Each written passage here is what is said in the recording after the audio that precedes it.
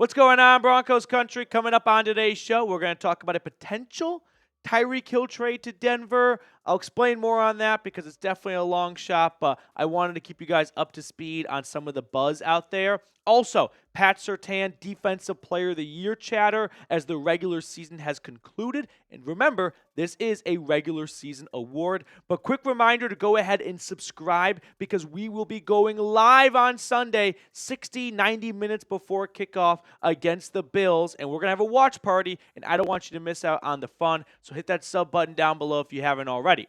But let's talk about the Tyreek Hill rumor. So if you missed it, following the Dolphins game on Sunday and their loss to the New York Jets, which Denver's win is what eliminated the Dolphins from the postseason, but they didn't help themselves either by losing the game. And Tyreek Hill spoke to reporters afterwards, and he was direct about his future, saying this: "This is my first time I haven't been in the playoffs.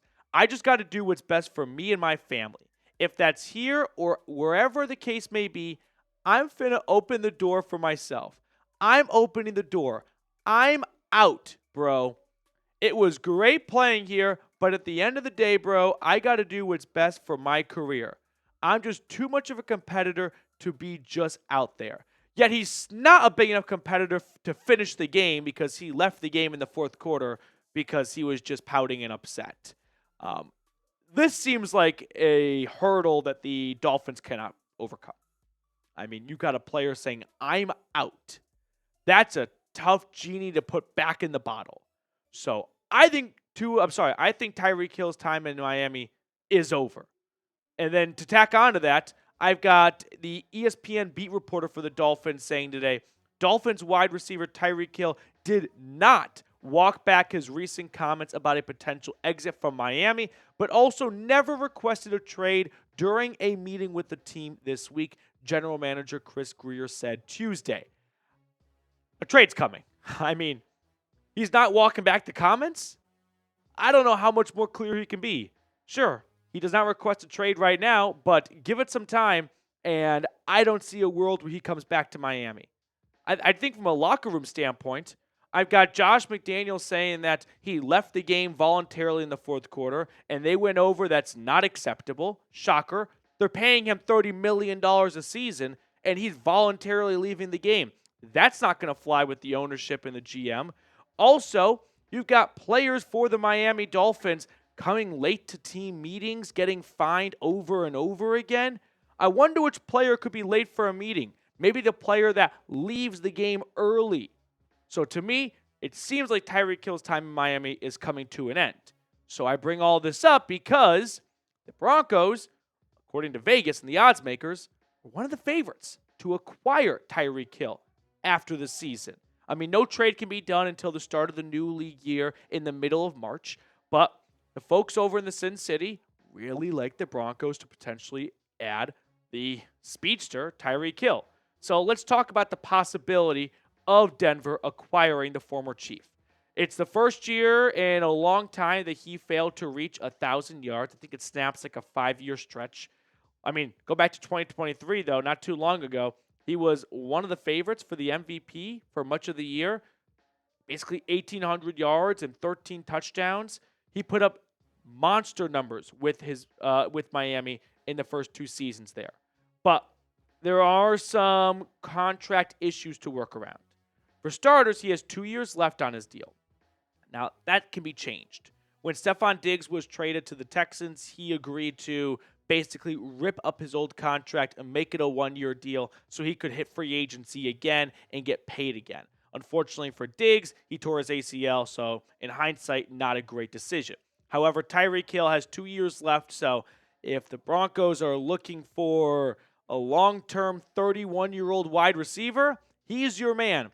The issue is, I don't know many teams that are looking for a long-term-ish commitment to a 31-year-old wide receiver coming off a down season when they had under 1,000 yards and played all 17 games. Albeit he did have a wrist injury, but everyone's playing through something. Overall, I don't think it's a great fit for Denver.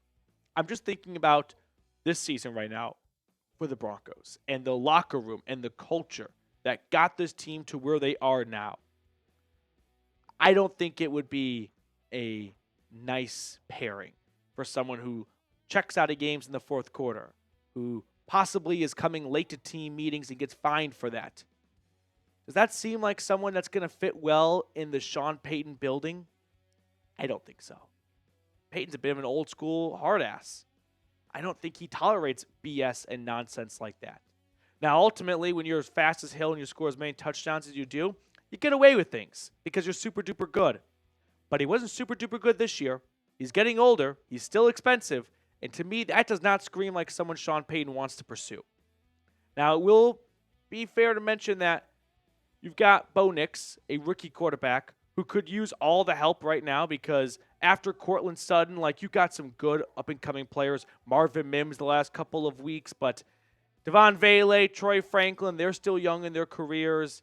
I'd be lying if I said the Broncos couldn't, stand to gain by adding another good playmaker for Bo Nix, but just not Tyreek Hill. I don't think it's worth the cost and probably the headache that's going to follow, along with the price tag.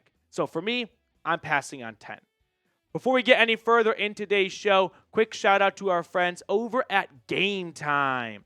Game Time has an awesome feature called Game Time Picks that makes getting tickets to see your favorite teams play live even easier. Game Time Picks filters out the fluff to show you only incredible deals on great seats so you don't have to waste time searching through thousands of tickets. One thing I really like about Game Time is their all-in pricing option. When you toggle this feature, it'll show you the total upfront cost with no surprise fees at checkout. So do yourself a favor right now. Take the guesswork out of buying tickets with Game Time. Download the Game Time app and use code CHATSPORTS for $20 off your first purchase. Terms apply, but if you are thinking of going to the Broncos-Bills game on Sunday, I would prefer to have an extra $20 if it was up to me. And if you feel the same way, download the Game Time app. Redeem code CHAT Sports for $20 off your first purchase. Download Game Time today. What time is it? Game time. So getting back to our show now, let's talk about Pat Surtain and the news, which is he has become the heavy favorite to be the Defensive Player of the Year for 2024. This is from DraftKings as I film this on Tuesday, January 7th.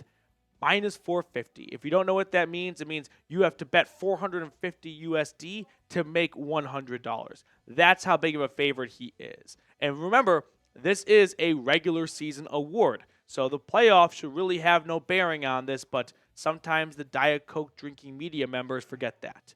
So Pat Surtain in the driver's seat for Defensive Player of the Year would be the first cornerback to win it since Stephon Gilmore back in 2020, and I'm here for it. I believe he is 100% deserving, and if I have to devote my life like a monk to back and defend Pat Surtain for winning the 2024 Defensive Player of the Year, I will do it. I will take a vow of silence, which I'm sure some of you would like, for a year if it's in solidarity with PS2 winning DPOY. Look at the numbers this year. 4 interceptions, including a 99-yard pick six. I love this. 11 pass breakups. Why isn't that a bigger number? No one throws his way. And when they do, 15 times of the 15 times he got handed on the football, he intercepted it 4 out of that 15 times. 326 yards allowed. That's the lowest in his career. 2 touchdowns allowed. The lowest in his career. And he was the undoubted number 1 corner in Pro Football Focus's eyes, ranking first out of 116 qualifying players. There is not a doubt in my mind that Pat Surtain was the single greatest, most influential defensive player in football this season. Every single team that played Denver had to have a Pat Surtain plan. And there are some great influential players. Myles Garrett, TJ Watt, Trey Hendrickson this season. And there are game plans for them too. But when I think about the stars of the receiving class every time they play Denver this year, I mean, Brock Bowers, who's got a chance to be Rookie of the Year, blanketed. When Jamar Chase would go up against Pat Surtain on that Saturday Week 16 game, blanketed. PS2 faced a lot of really good receivers. Zay Flowers, Pro Bowler for the Ravens, blanketed. Every time he was on them one-on-one, there was nothing there. So every single team had a major headache whenever they played the Broncos named Patrick Surtain. So I'm stoked for him. I think he should win it. And if you agree with me, type 2 down below in the comment section. Some quick AFC West news I want to hit before I let you guys go. I'm sure you've all seen by now, but Antonio Pierce was fired by the Raiders.